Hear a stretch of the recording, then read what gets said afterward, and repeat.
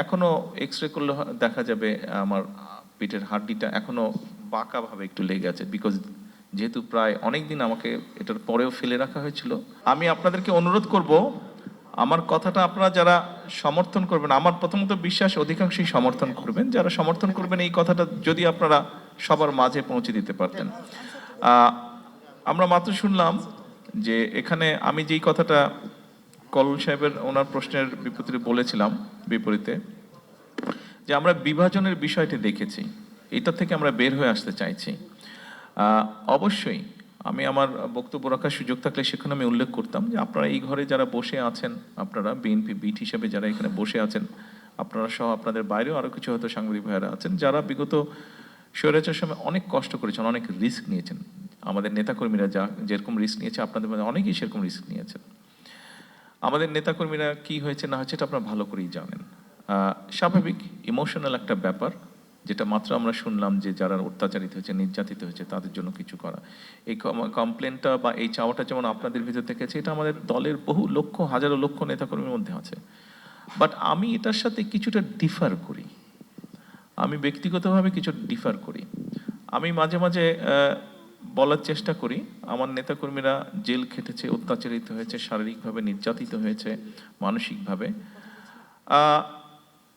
আমি প্রত্যেকটার মধ্যে দিয়ে গিয়েছি, প্রসেসের মধ্যে দিয়ে। আমি জেলের মধ্যে থেকে এসেছি, আমি শারীরিকভাবে নির্যাতিত হয়েছি, মানসিকভাবেও নির্যাতিত হয়েছি। আমি মনে করি এই মুহূর্তে আমাদের চিন্তাটা হয়েছে, সেক্ষেত্রে আমি অনেক কিছু বলতে পারি যে আমি এই হারিয়েছি, ওই হারিয়েছি, এটার জন্য দায়ী, সে সেটার জন্য দায়ী। আমাকে শারীরিকভাবে নির্যাতন করার জন্য এখনো এক্স-রে করলে দেখা যাবে আমার পিঠের হাড্ডিটা এখনো বাঁকাভাবে একটু লেগে আছে, বিকজ যেহেতু প্রায় অনেক দিন আমাকে এটার পরেও ফেলে রাখা হয়েছিল, প্রপার টাইমে চিকিৎসা করা হয়নি, সেই জন্য হাড্ডিটা একটু বাঁকাভাবে লেগে গিয়েছে। 3 থেকে 4 সপ্তাহের মধ্যে হাড্ডি জোড়া লেগে যায়, হিউম্যান হাড্ডি, আপনারা জানেন বোধহয়। বাট আমি এখন যদি যারা এটার জন্য দায়ী, আমি যদি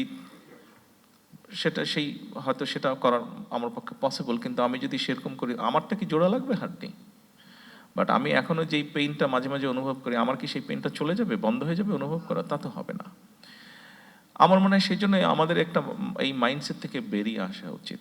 আমাদের চিন্তা করা উচিত, ঠিক আছে, আমাদের হাতে যখন,